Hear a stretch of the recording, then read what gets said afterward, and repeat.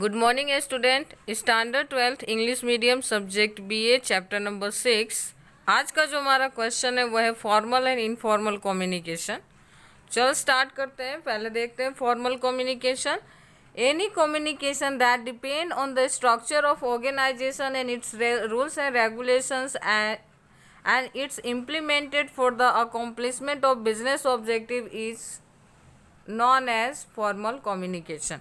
Okay, कोई भी ऐसा कम्युनिकेशन जो जब भी बिजनेस ऑर्गेनाइजेशन के स्ट्रक्चर पे डिपेंड करता हो, रूल्स और रेगुलेशन फॉलो करता हो इम्प्लीमेंटेशन के टाइम, और हमेशा बिजनेस ऑब्जेक्टिव को पूरा करने में लगा रहता हो, ऐसे स्ट्रक्चर को, ऐसे कम्युनिकेशन को हम कहते हैं formal communication. This types of communication is formally like between the superior and subordinates. इस तरह के जो फॉर्मल कम्युनिकेशन होता है वो कैसा, किसके बीच का लिंक होता है? लिंक बिटवीन सुपीरियर यानी जो अपर लेवल पे काम करते हैं, सबऑर्डिनेट्स जो मिडिल और लोअर लेवल पे काम करते हैं। नेक्स्ट की अगर बात करें, its objective is to control and coordination. इसका मतलब क्या होता है? तो ये जनरली ऑब्जेक्टिव को क्या करते हैं, इसका ऑब्जेक्टिव क्या होता है? तो कंट्रोल करना और कोऑर्डिनेशन करना। Such communication is generally in a writing. Formal communication written में इसलिए होता है क्योंकि इनफॉर्मल कम्युनिकेशन क्योंकि जो ओरल कम्युनिकेशन होता है उसका फॉर्मल कम्युनिकेशन के अंदर कोई वैल्यू नहीं रहती, ऑर्गेनाइजेशन में कोई वैल्यू नहीं रह जाती। इसलिए हम यहाँ पे हमेशा क्या करते हैं कि रिटर्न में काम करते हैं, कि अगर रिटर्न में अगर हम काम करेंगे तो वो प्रूफ की तरह फ्यूचर में आप उसे यूज कर सकते हो। Formal communication is a clear and easy to understand the here who will send information to whom is decided beforehand. Okay, यहाँ पे फॉर्मल कम्युनिकेशन में क्या होता है कि मैसेज है ना क्लियर और इजी होता है समझने में, और यहाँ पे मैसेज कौन भेजेगा, किसे भेजेगा, ये मतलब वो क्या होता है ना कि पहले से डिसाइडेड होता है।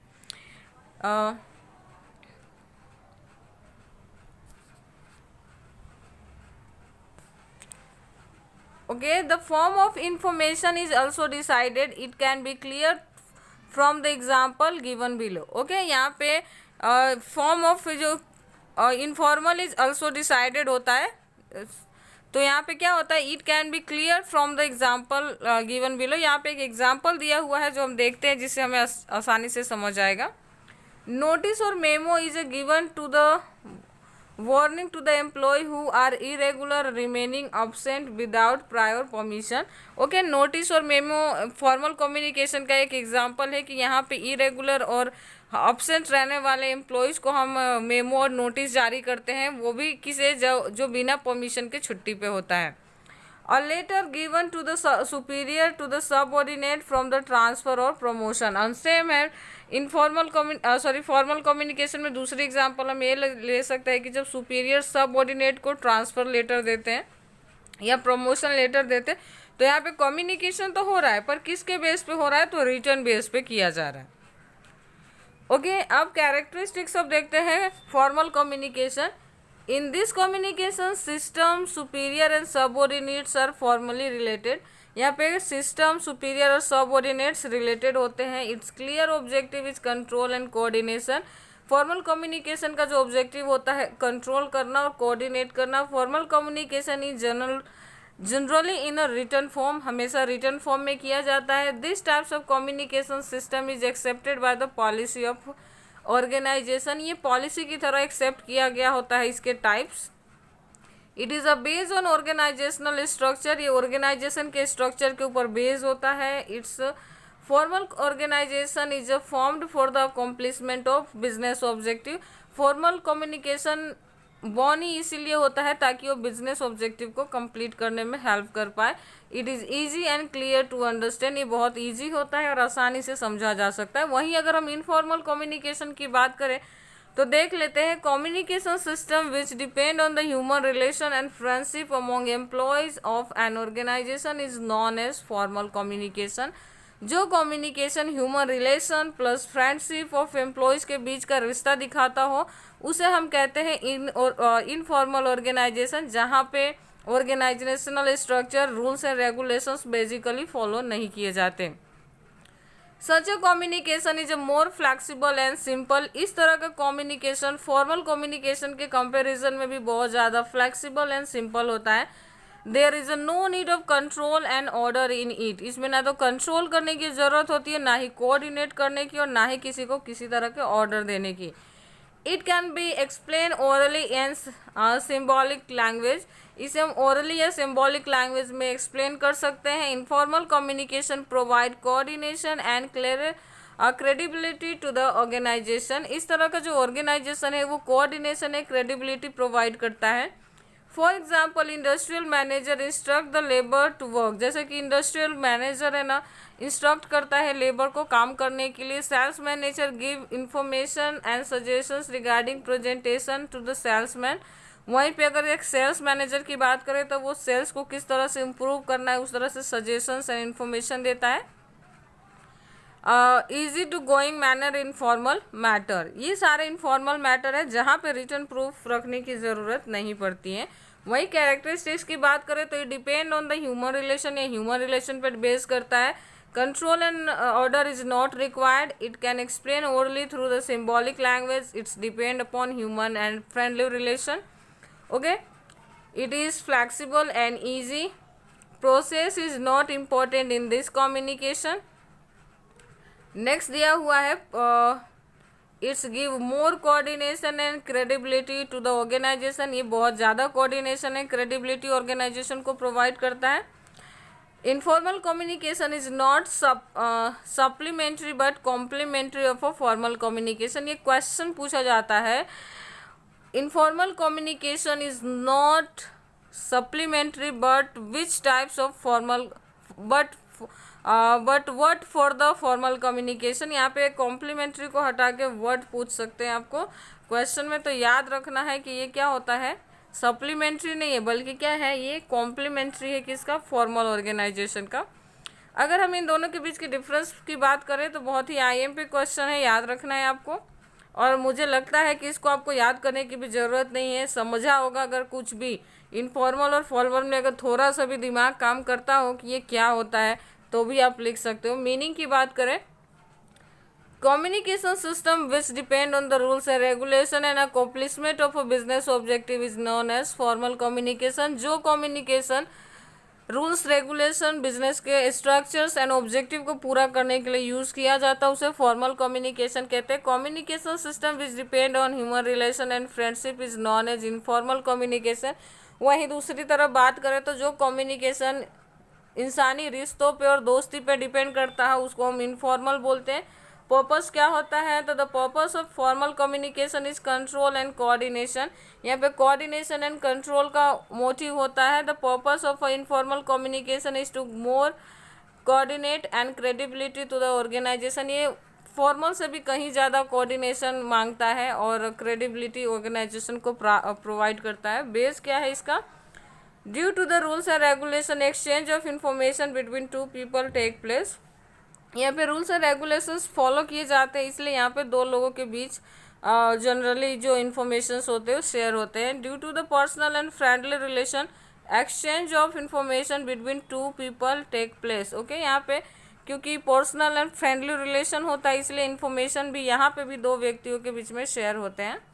Control and supervision, it's require control and supervision, यहाँ पे सुपरविजन एंड कंट्रोल की रिक्वायरमेंट क्यों है, तो क्योंकि ये फॉर्मल बेस पे की जा रही है और इसीलिए ये इम्पॉर्टेंट है कि ये क्योंकि ये ऑब्जेक्टिव से रिलेट करता है तो इसीलिए कि ये पूरा हुआ या नहीं हुआ तो हम क्या करेंगे, कंट्रोल और सुपरवाइज करेंगे तो ही हमें पता चलेगा.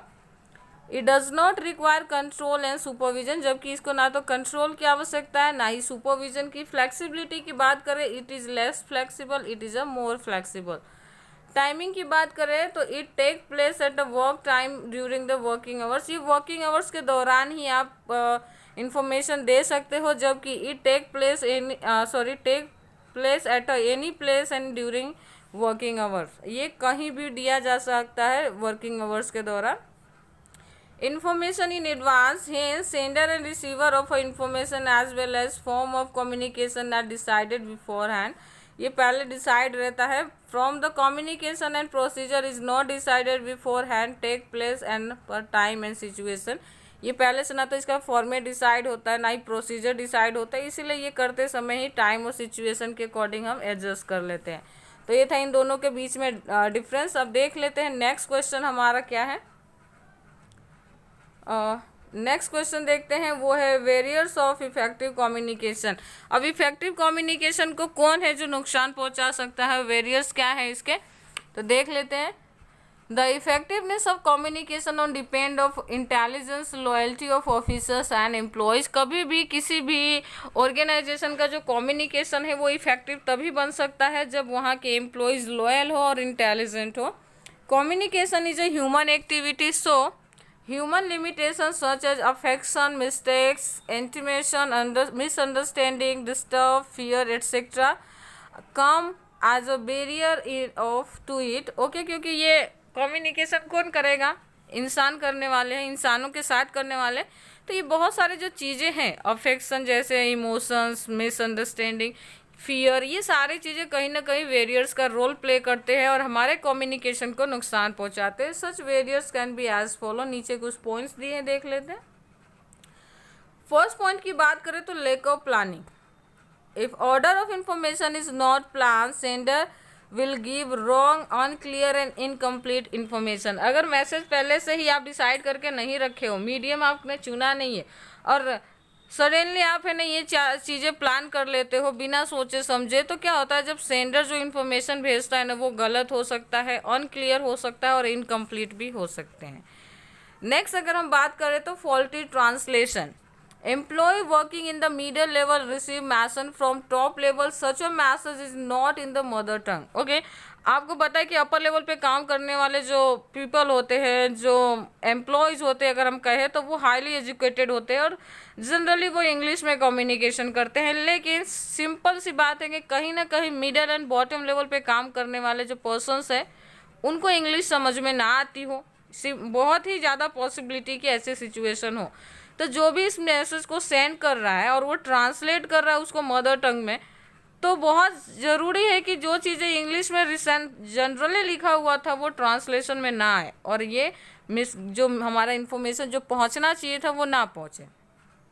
After analysing then information are send to the bottom level and that time change of mistake of translation are there. और इस तरह से ट्रांसलेशन की गलती की वजह से हमारा जो मोटिव होता है वो पूरा नहीं हो पाता। Unclear message Many times in a use of various medium of communication, important matters are presented in unclear manner.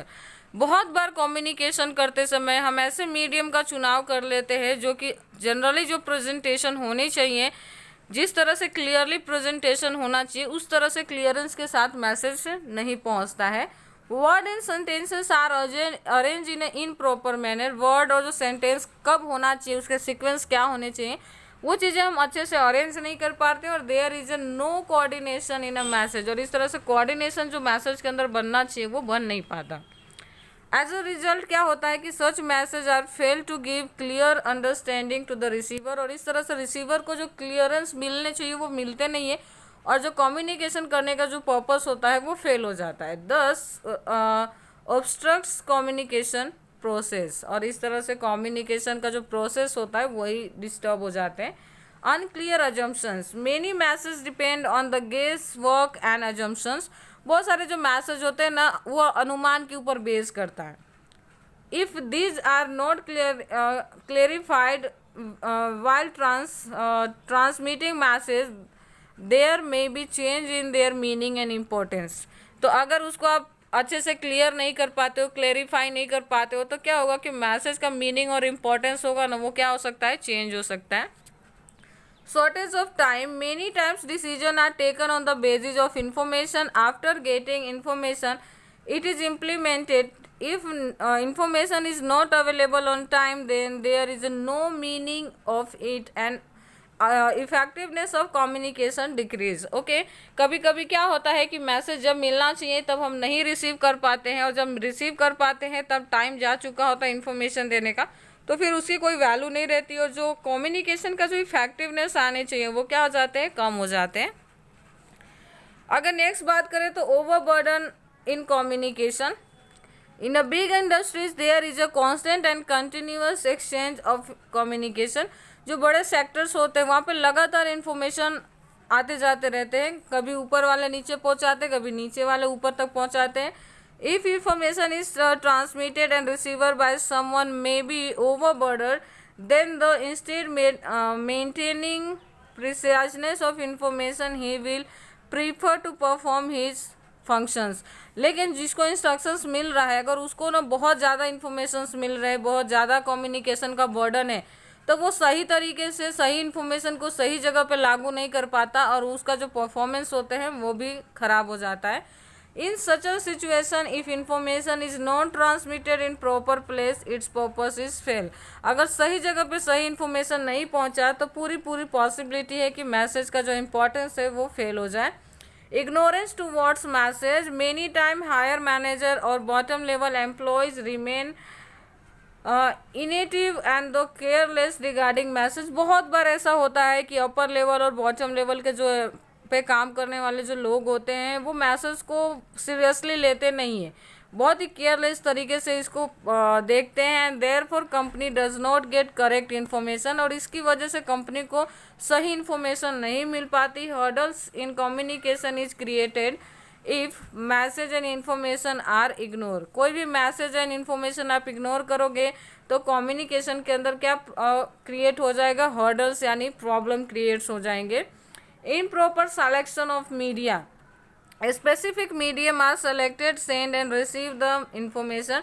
Message को रिसीव करने के लिए और इन्फॉर्मेशन को सेंड करने के लिए बहुत सारे मीडियम है, लेकिन आपको कोई स्पेसिफिक मीडियम का चुनाव करना है. अगर आपने सही मैसेज के लिए गलत मीडियम का चुनाव कर लिया ना, तो जो मैसेज पहुंचाने का जो मोटिव था आपका वो 200% फेल हो जाएगा. And if this medium are not selected properly, these barriers of communication are created.